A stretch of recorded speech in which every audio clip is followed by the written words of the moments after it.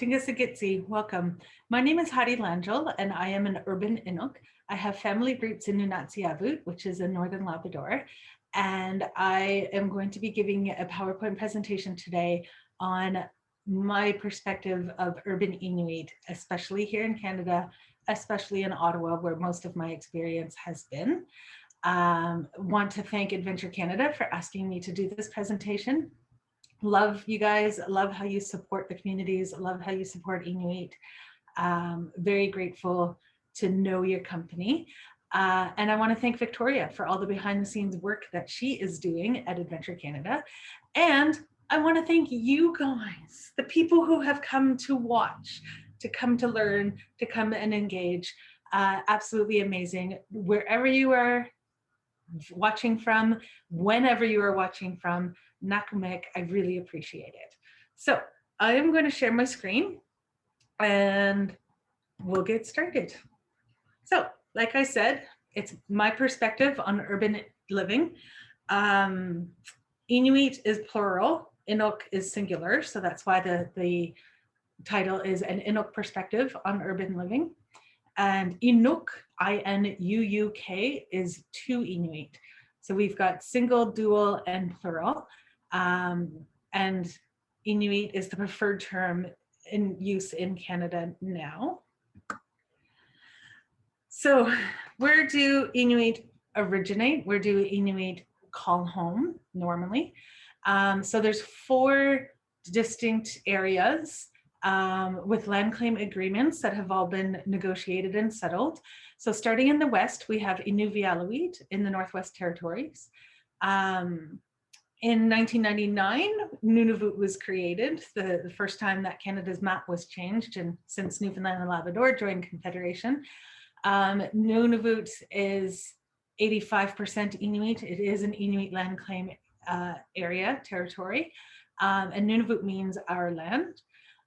In northern Quebec, we have Nunavik with 14 communities along the 2 coasts, the Ungava coasts and the Hudson coast. Nunavik was created as part of the James Bay Northern Quebec Agreement, and those negotiations happened in the 1970s. And then in the east, in Newfoundland and Labrador, we have the Nunatsiavut land claim agreement. Nunatsiavut was created in 2005, and it means our beautiful land, and it's where my family originates from. But we also have Inuit in large urban centers and in small communities all across Canada. But the large centers where you will find a lot of Inuit include St. John's, Quebec, Montreal, Ottawa, Toronto, Edmonton, Winnipeg, and Yellowknife. Might seem obvious, might not, I don't know, but there are many different reasons why Inuit have gone to these centers. And like I said, Inuit also live in small towns, in urban, in rural, all across Canada. So I'm going to dig a little bit deeper in the reasons for moving south, anywhere outside of Inuit Nunangat, those 4 land claim areas, we do call the South, which is always fun when I go to Greenland and Greenland calls Nunavut South. So it all depends on your perspective, right? Where you're centered. So the very, very early, the very, very beginnings of reasons for moving south for different reasons. I've already said that. One of the reasons was exploration, starting when the whalers came more frequently. Oftentimes they would hire Inuit as interpreters, translators, navigators, seamstresses, all kinds of different reasons. And so Inuit would travel with the whalers, with explorers, and oftentimes they would spend winters or summers in the United States, in Canada, in Europe, all over the place. There's a newspaper in the north that's online called Nunatsiavut News, and Nunatsiavut News has a column that explores the history of Inuit called Testimony. And I encourage you to check out Testimony, and that column speaks a lot about the early explorers, the early Inuit explorers. And that column is written by Ken Harper. Another reason why Inuit moved around in the early days, not early days, but earlier, were human zoos and curiosities. So there was a time when people would hold exhibitions with exhibitions of people, and Inuit were some of the people that were in these exhibitions as curiosities or as something to go see and pay a ticket for and go check out. And so there are stories for sure of Inuit traveling across Europe, being part of these human zoos, these human curiosity places, and unfortunately, a lot of the times contracting illnesses that they had no immunity to and passing away before they can get back home. Some Inuit did manage to get back home though, so that is good. So human zoos and curiosities was another reason for moving south or exploring other places. Tuberculosis treatment is another reason. So when tuberculosis, one of the ways that tuberculosis was often treated was in sanatoriums. So if anybody had tuberculosis, they would go to a sanatorium, whether they were Inuit or not. Unfortunately, these sanatoriums were based in the southern parts of Canada. Hamilton, Ontario, I know had a sanatorium. Quebec City had another sanatorium. So anytime Inuit were diagnosed with tuberculosis, they were brought down to the south for treatment. And oftentimes they would have to stay in these sanatoriums for 3 to 5 years, longer, sometimes shorter. Lot of stories of when they were released from the hospital of not being brought back home and then ending up staying in the south. So tuberculosis treatment, for many parts of Canada, tuberculosis isn't even really thought of. However, in Canada, in the north, tuberculosis is still very much around. And I believe the statistics are something like 400% more in Inuit than the general population of Canada. So it is a concern. But thankfully they're not, we don't have sanatoriums anymore where we're sending people away from their home community, away from their family and support systems and culture and everything else to get treatment. They can be treated where they are at. Residential schools is another reason for Inuit moving outside of their homeland. A lot has been learned about residential schools since the Truth and Reconciliation Commission. However, oftentimes I find people believe that they are Indian residential schools, and that's sometimes what they were called, but Inuit were involved in those residential school systems as well. And there were also federal day school programs. Those were in the communities though, so, and we're talking about moving out of the communities. So residential schools is another reason why Inuit moved away from their homeland. And the effects of residential schools are still being felt. And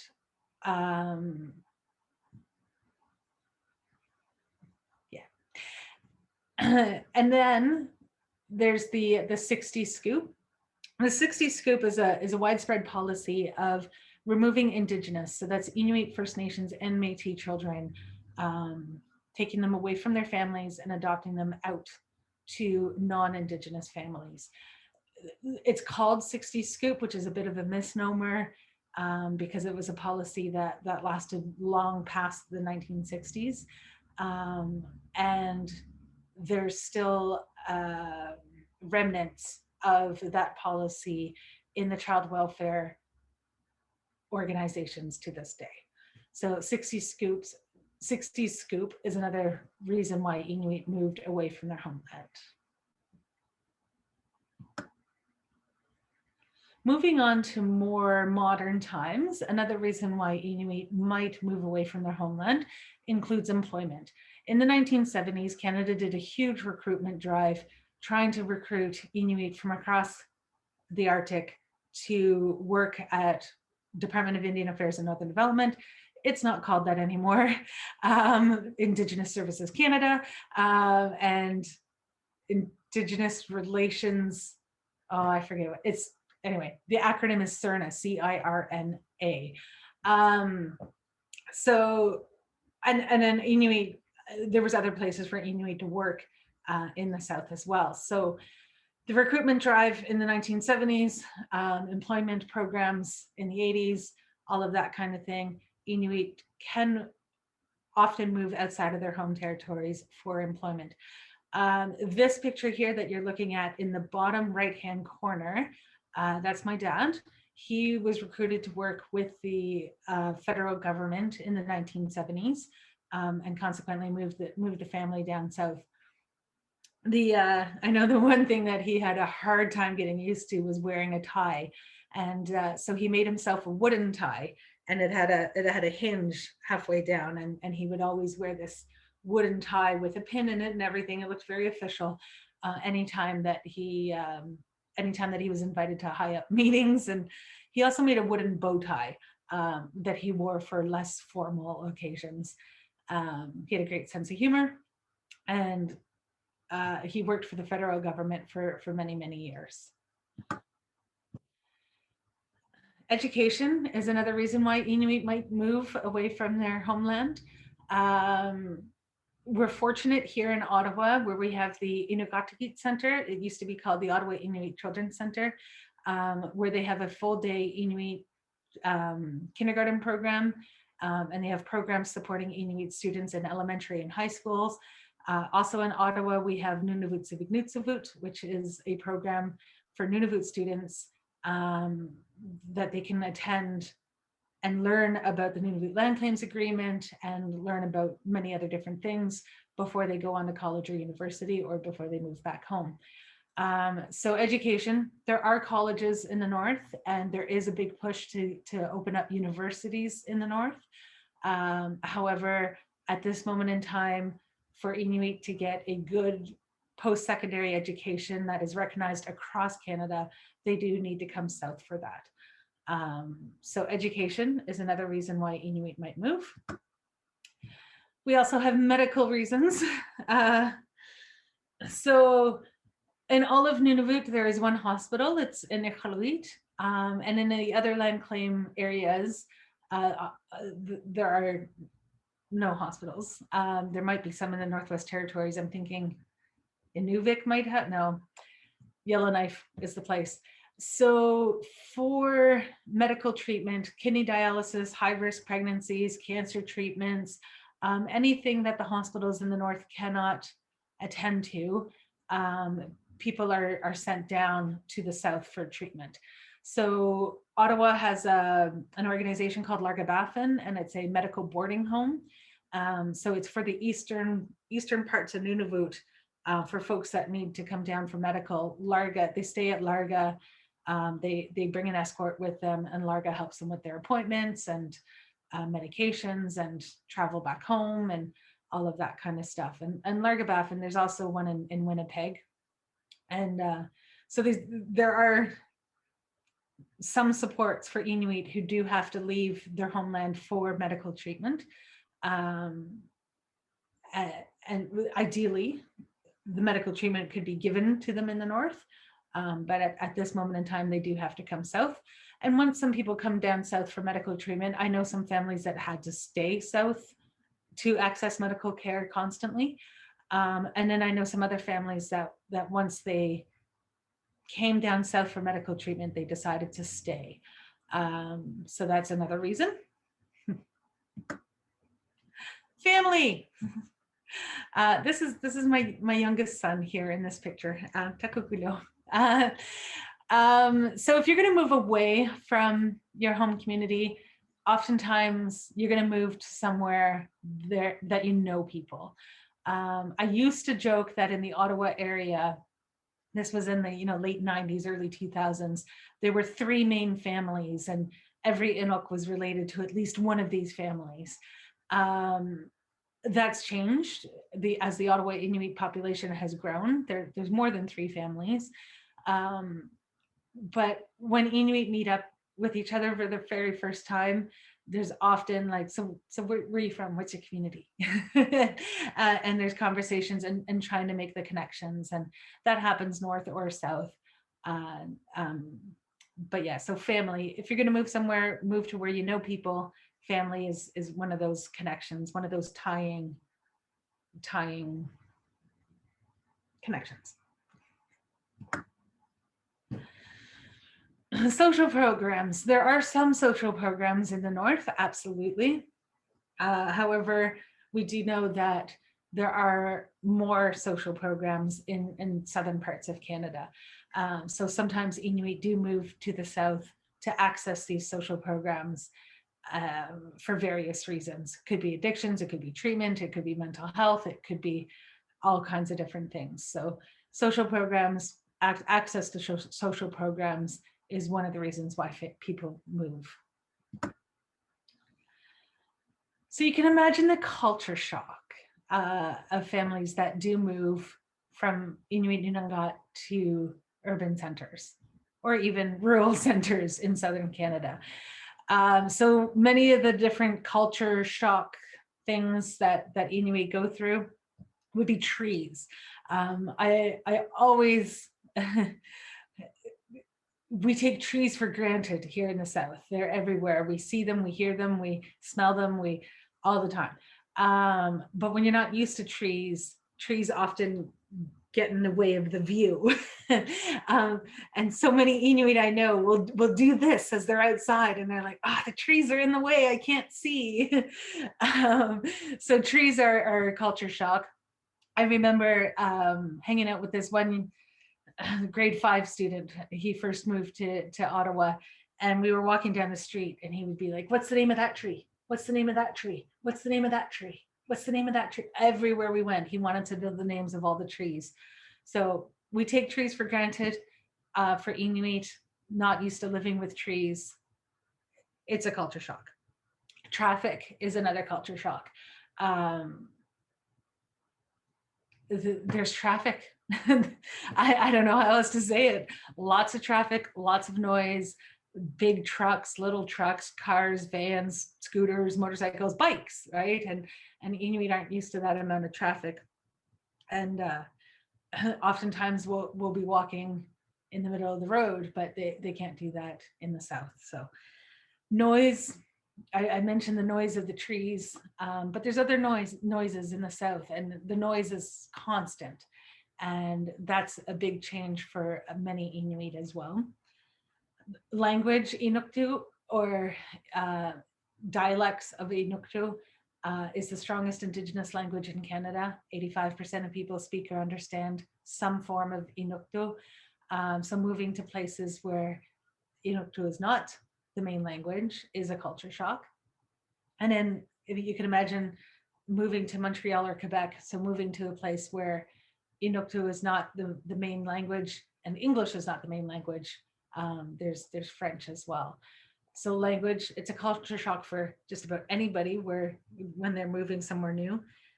It's the same for Inuit. A lot of the systems that we have in the South create barriers or are a bit of a culture shock for Inuit. If you want to buy a bus pass, then you need ID, or if you want to register your child in school, then you need a birth certificate, or getting a library card, you need ID and paperwork. And so these systems that we have in place, and even working with, say, the police, there's the municipal police, but there's also provincial police, and in some jurisdictions there's the federal police. And hospitals, same thing. There's different health units, different rules at different doctors' offices, and where to get blood work and where to get x-rays, and all of these different systems take some getting used to navigate, for sure. Bureaucracy is another culture shock. And then ways of communication. Inuit communicate often with their face, and using tone of voice and sounds instead of words. And Inuit tend to say hi. Walking down the street, you say hello to just about anybody. And that's not common in some cities. and does create a loneliness or a culture shock for Inuit for sure. And because we have Inuit that have moved here a long time ago and Inuit that have moved here recently, there is this wonderful wide mixture of contemporary Inuit and traditional Inuit. And I'm not a PhD student, I'm not a researcher, but it's really interesting how much Inuit that have been here for a while try to hold on, this is generally speaking, of course, try to hold on to their culture as much as possible. But this happens all over the world. It's the reason why people in Scotland go to Cape Breton to learn how to play the bagpipes, because in Cape Breton, Scotlanders held on to that tradition much longer.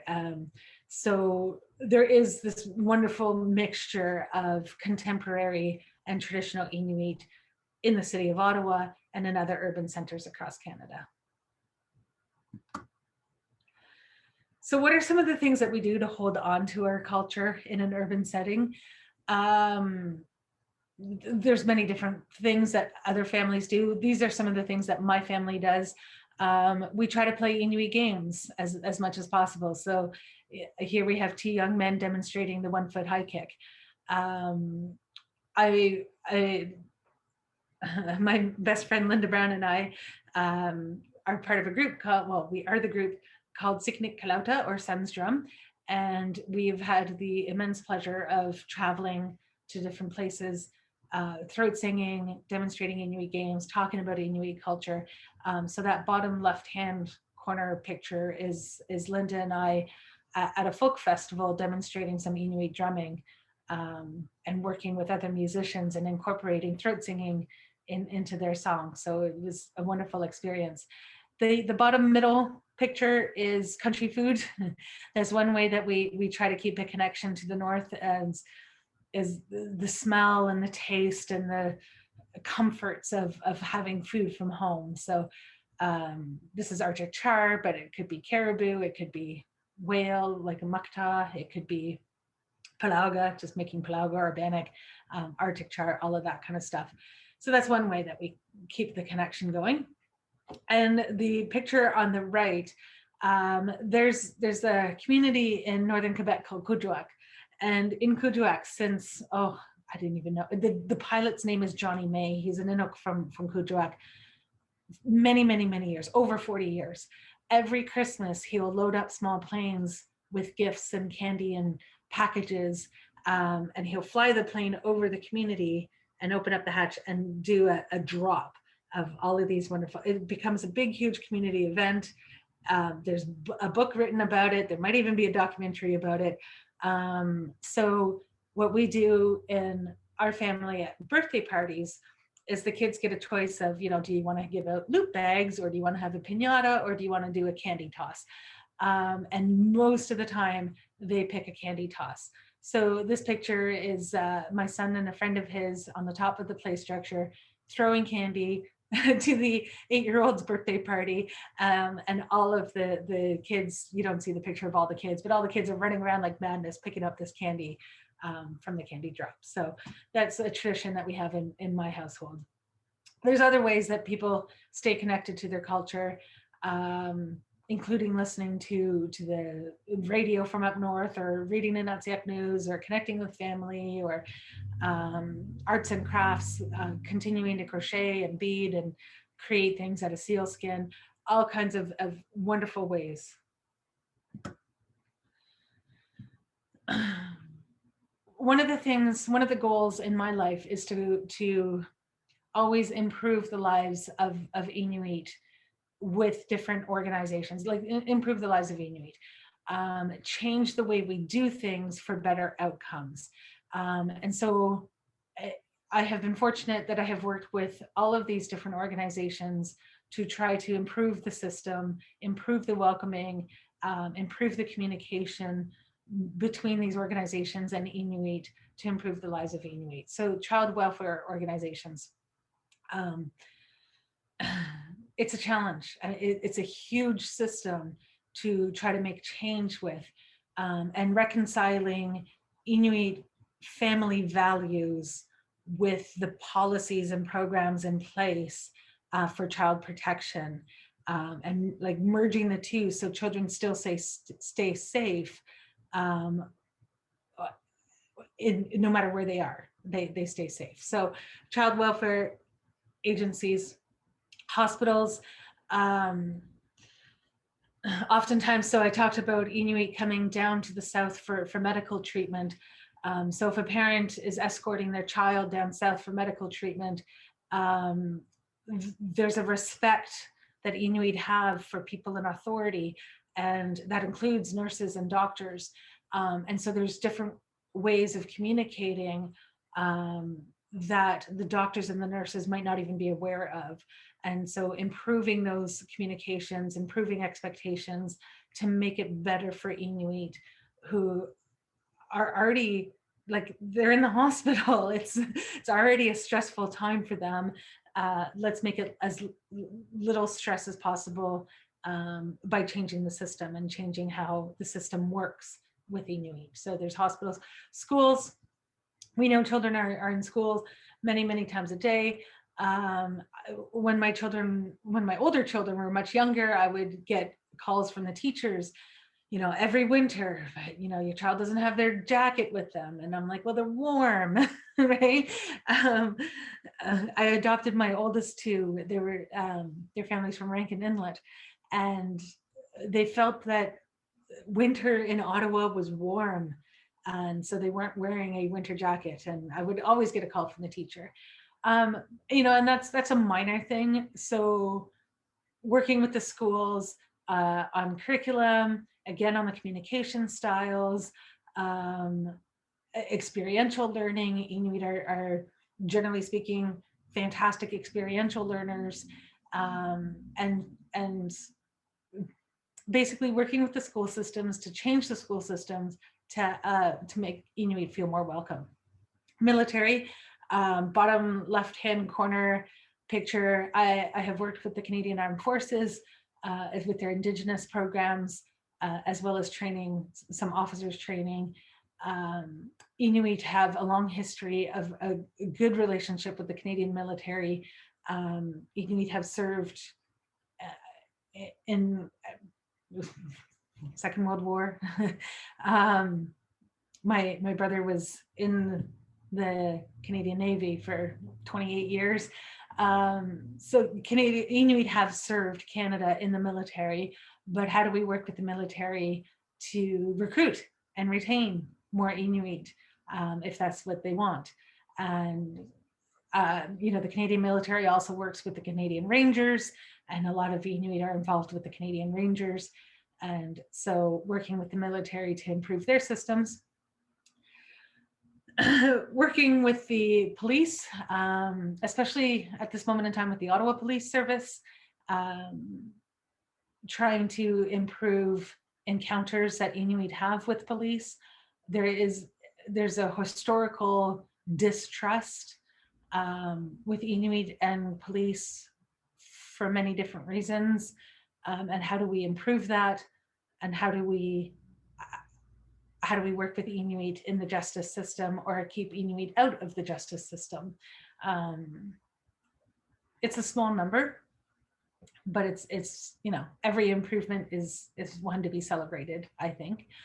And in municipalities where there's a lot of Inuit, the city of Ottawa has had a fantastic relationship with the Indigenous people in Ottawa for many years, working with the service providers and learning and changing their ways based on what the service providers, the Indigenous service providers are saying and suggesting, and all the rest of it.